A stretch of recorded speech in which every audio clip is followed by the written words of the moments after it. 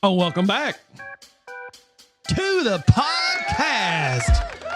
On today's episode, we're just not going to talk about it. We are not going to talk about it today on Just These Guys You Know. That's good because I have no idea what you're talking about. You don't have any idea because I want your best advice that comes from no preconceived thoughts. Shooting from the hip today. I want you to hit me with your best stuff without even thinking about it. We got Pastor Mike on the mic. Because we got Dr. Parker in the house.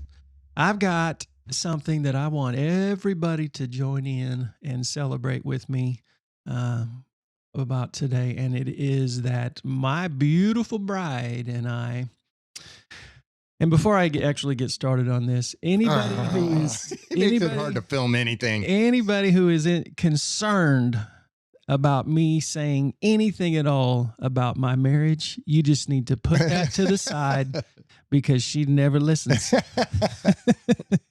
So she's only going to hear about it if you tell her. So nobody tell Dawn. Yeah.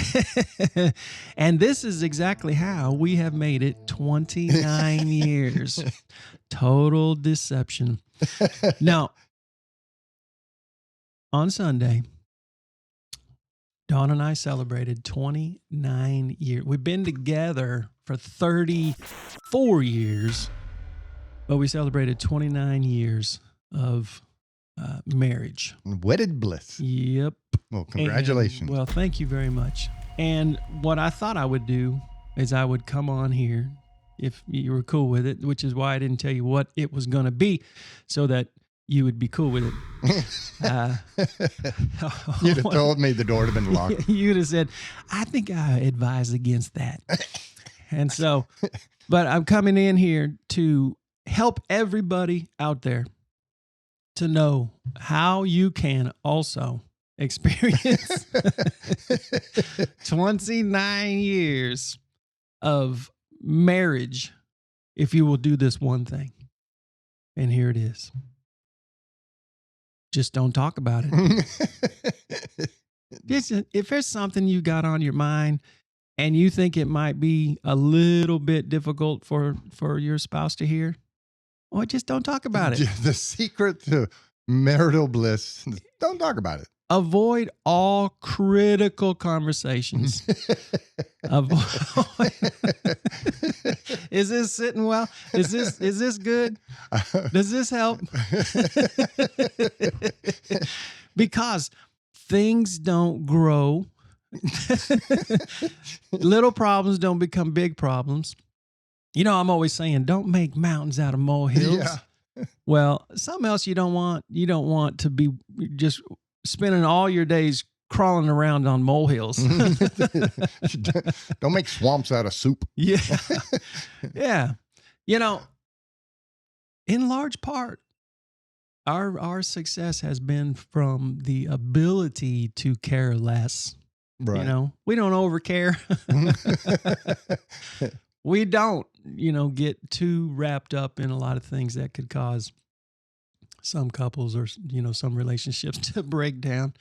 We have a high capacity for forgiveness, but we also don't dive into stuff that's unnecessary when it comes to, we just don't create problems. Right. Now, we got plenty of problems. And I'm actually going to, I looked up why is it so important to have critical conversations? And I'm going to help.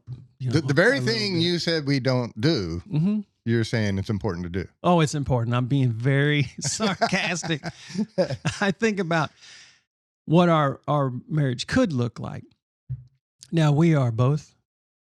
I speak for Dawn because she never listens. I speak for her today. She's very happy. I saw that happiness. Yeah, on Sunday. I bet you did. And she was loading trash bags full of stuff. Yeah. Well, even doing that, if she was around dogs, she was happy. Okay. Yeah. She's a happy girl when she's around dogs. This woman loves dogs. You know why that is? Dogs don't talk back. You don't have to have critical conversations with dogs. So the secret is be a dog. Yeah, that's it. Yeah, just be a dog. Down and dirty dog. No, it's important to have crucial conversations in all relationships, and especially in your marriage relationship. And while we do have, Dawn and I have crucial conversations, we don't do it as often or as well as we should, as we could.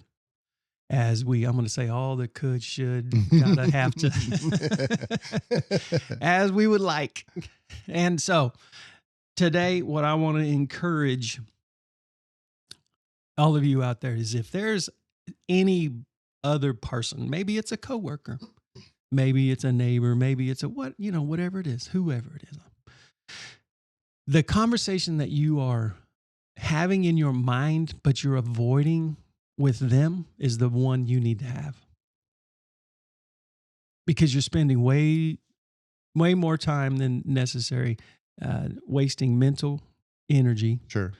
It's an issue that you're having one of those mind reading conversations. Yeah. Again, that we've talked so often about. When you're mowing the lawn. Yeah. Oh, yeah.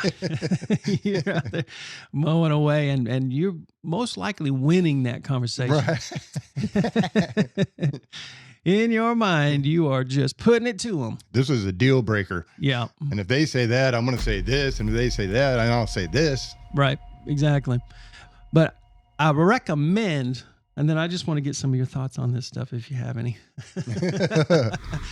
I recommend having that conversation once you have been able to get your emotion under control, whatever that is, if it's anger or if it's, just flat out, whatever it is, resentment. If don't go in there bawling your eyes out. Get that under control so you can calmly approach the situation and have the conversation. It's funny that you never know what's going to hit someone. I'm going to take this off in the left field for a minute. But this 2 Sundays ago, I was giving the message, and I decided that I wanted to have pop up on the screen the whole meme where Jesus is looking around the corner. Yes. And it says, I saw that. Right.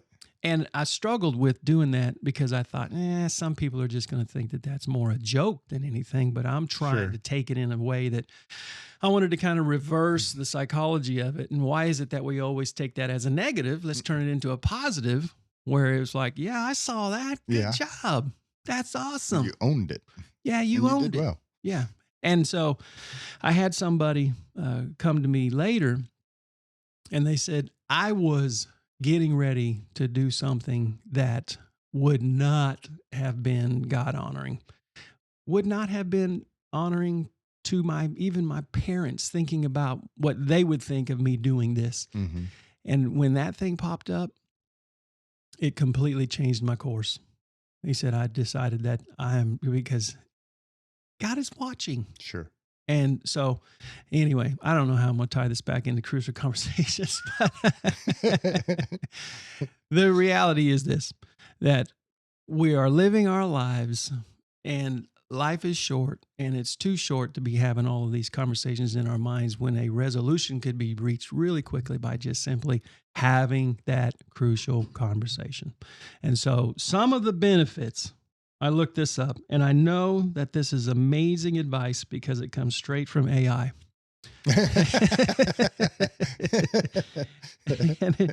Because I asked AI, what's the story on these critical conversations? What are some of the advantages? And here's what AI told me. It fosters clarity and solutions. These conversations can bring clarity to stressful situations and uncover solutions that might otherwise be missed. So that's AI's first bit of advice. Wow. AI's second bit of advice is it builds trust and stronger relationships. Direct and honest communication, even on tough subjects, creates a foundation of trust and leads to deeper connections. Man, AI is such an amazing relationship expert. I can't believe that. Thirdly, it promotes understanding and inclusion. So, engaging in these discussions allows for the understanding of more perspectives, promoting diversity and inclusiveness. Oh, so it's a DEI scenario. Yeah, I wasn't going to say nothing. Throw that little in. If you don't want that relationship to DIE, you got to go DEI. It facilitates growth and improvement. So addressing issues early and often creates a ripple effect, strengthening individuals, teams, and organizations. It provides and I think this is a big one right here. It promotes understanding. No, I already did that. It facilitates growth and improvement. I think I said that one too. I hit my finger and it went up too far. Here it is. This is a big one. It provides emotional relief after a difficult conversation. This is so true. This is so true. And we all know it's true. And yet many of us, myself included, avoid crucial conversations, even knowing this, that after a difficult conversation, there is often a sense of relief from carrying the burden of unspoken words and issues. There's a sense of relief when we are two mature adults, anyway, willing to have a crucial conversation in order to come out on the other side better off having had it. Give me the psychology behind all this, Doc. I need your help. Well, I can't give you the psychology behind it because I don't know psychology. What I do know is that's a bunch of hogwash. Okay. Come on. One, it was all negative. And how did I miss that? It provides relief. Okay. Relief means there is currently something negative. I've heard you say this before. And when we relieve the negative, we return to a state of nothing. And so, the burden of unspoken conversation, the burden of walking around with this in your head, and so you're feeling all this negative pressure, and you go and speak, and the negative pressure is relieved, so you feel nothing. Relief is the absence of a bad thing, not the presence of a good thing. Yeah, I'm still trying to wrap my head around that. Have been for a few years now. And why are we burdened about having the conversation?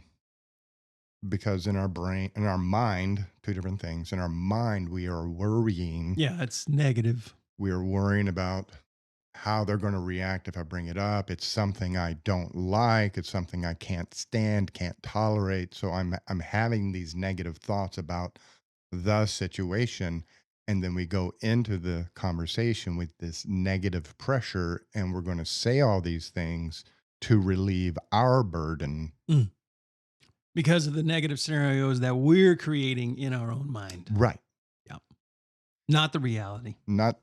And the reality is zero. The reality is they're doing something, not doing something. It's data, it's facts. There's a reality, there's behaviors or situations, but we're already making these negative in our mind, and we're building up all this pressure, the burden of walking around with these unspoken thoughts.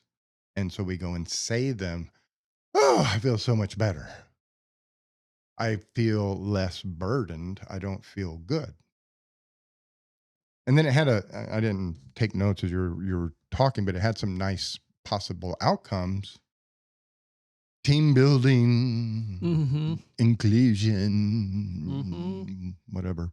All that good stuff. But it didn't tell you how. Sure. How do you have... Now it did. Yeah, how do you talk about it? It did hint. It said discuss, talk about these things, and it said kind of buried in the middle of all of that was a direct and honest conversation. Well, how do you have a direct and honest conversation? Because I hear that all the time. Hey, I'm just being honest. You're a fool. Right. Like, whoa, hey, that's how I feel. You can't change my feelings. That's how I feel.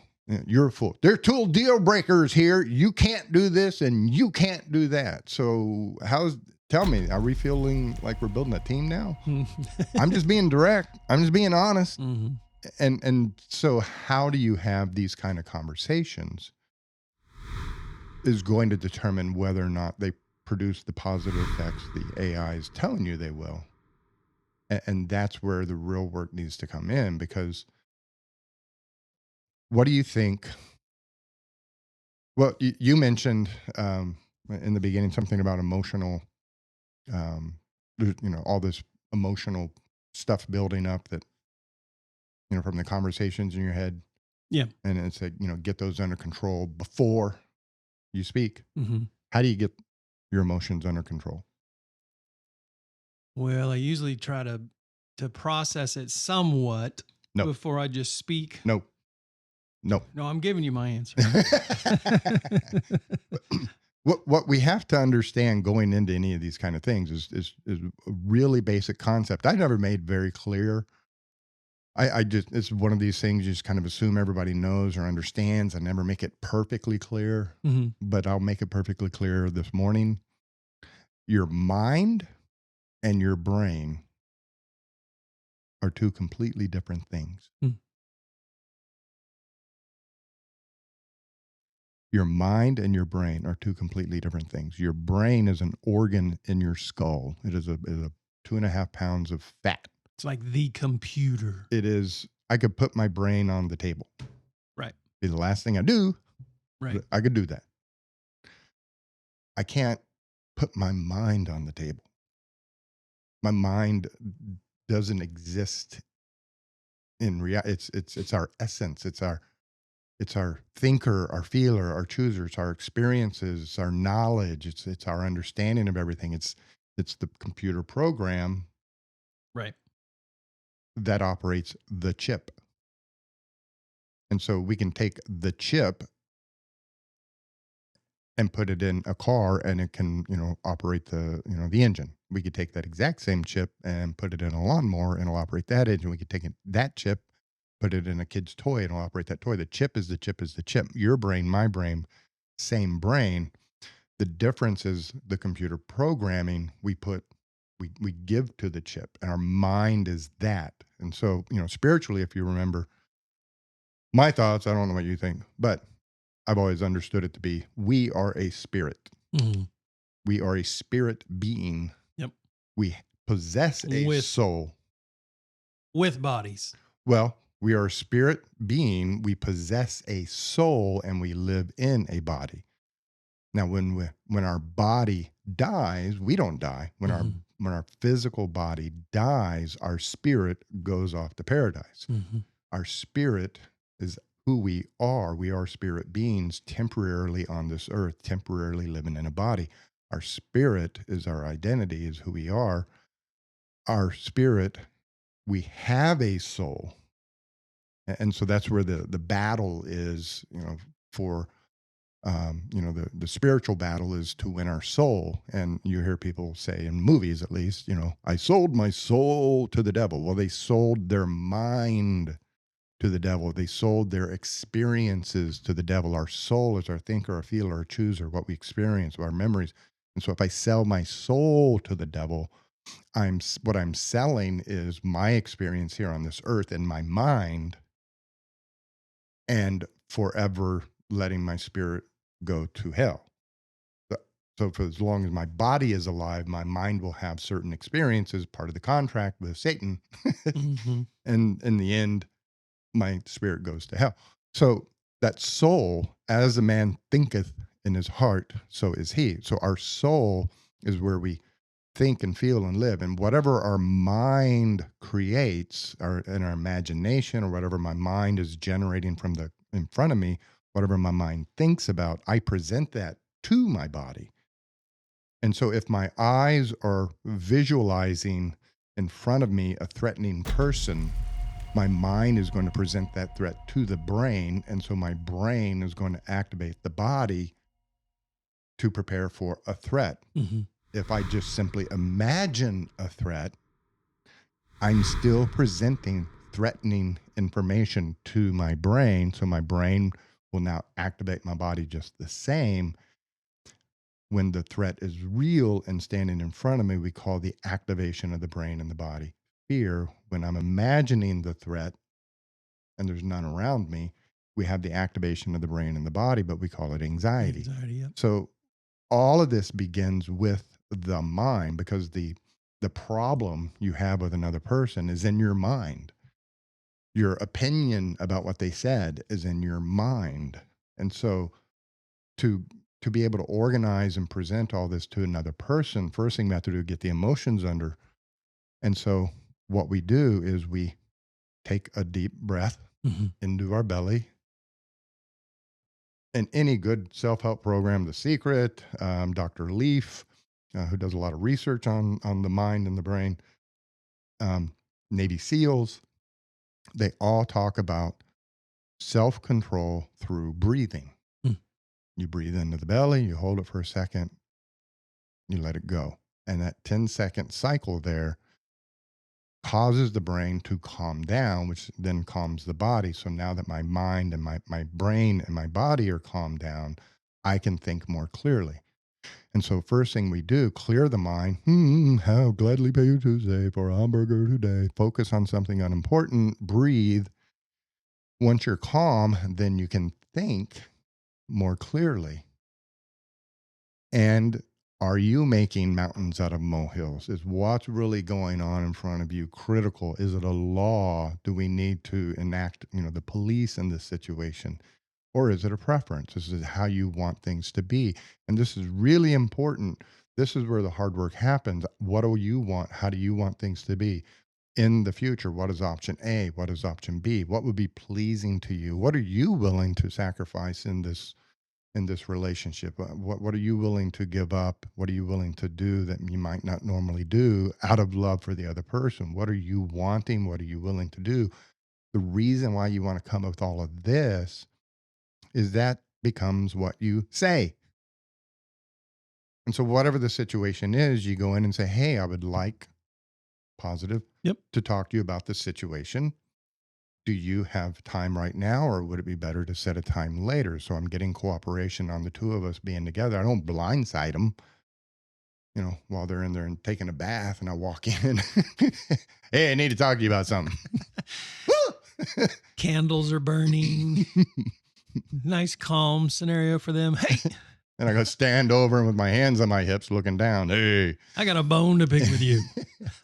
So you first thing you do in any kind of conversation, especially if it's one where there might potentially be a conflict in all of this, is first you get your mind right, get your message correct.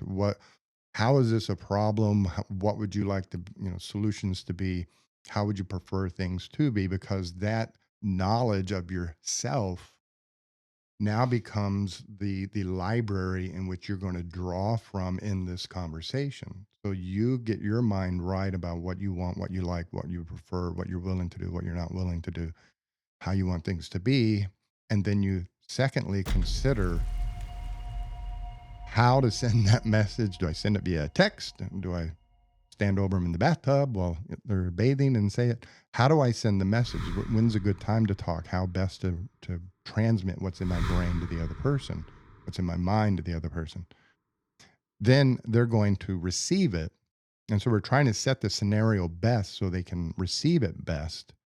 Now that they've received it, can I read their mind? Do I know what they heard?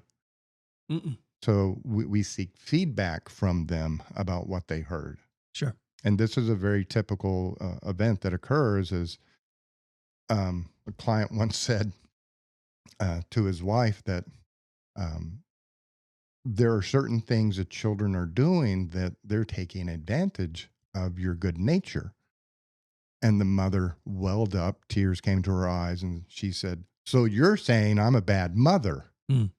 Now, what was said and what was heard are two different things. And what's heard was filled in and twisted by the other person. So that's why that feedback loop is very important. What are you hearing me say?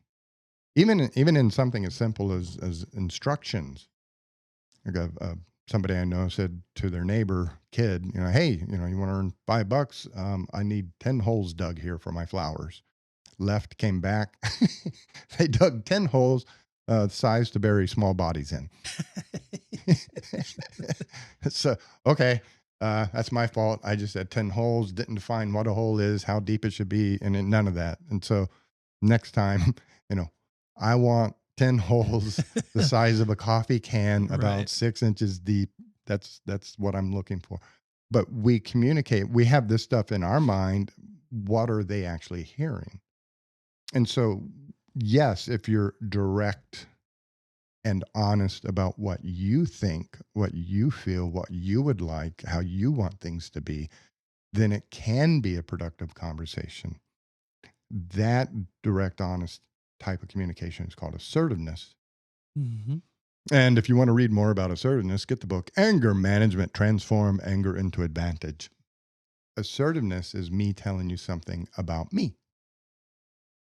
So when you come here in the mornings and you put your hands all over the table and leave fingerprints, I'm really bothered by that.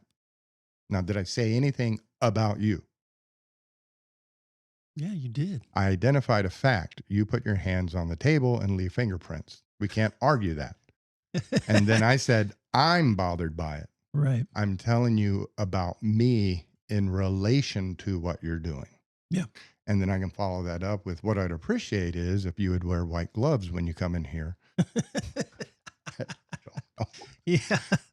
But the idea is I speak about me. I don't speak about you. Sure. So the direct and honest conversation, what I'm striving for is not relief of the pressure of having this stored up in my head, because in those scenarios, all I'm doing is dumping my shit on you. Hey, I am sick and tired of you coming in here and messing stuff up. Oh my God. I'm glad I got that off my chest. Hey, you ready for the show? Yeah. Here we go. And I just dump all that onto you, and you've got a lot of thoughts and feelings and things welling up inside of you now that you're getting ready to unload on me.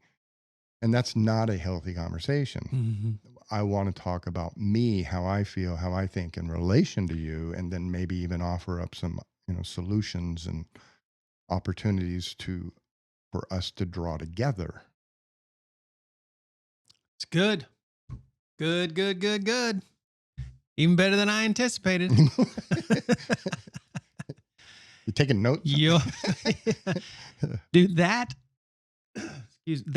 actual intelligence was so much better than the crap that I came in with. Very good. Well, it sounded good in rehearsal. I bet that's going to help somebody out there, and I'm off to apologize to Dawn. And if all else fails, honey, I'm sorry. Yeah, that's it. That's it. That's it. That's all I'm honey, going to say. I'm sorry, honey. And she will not give me this response. That will not be what it is. All right, thank you guys for tuning in to Just These Guys You Know today. Thank you, Doc. As always, appreciate the awesome thoughts and advice. We will catch you guys next week. Have an awesome week.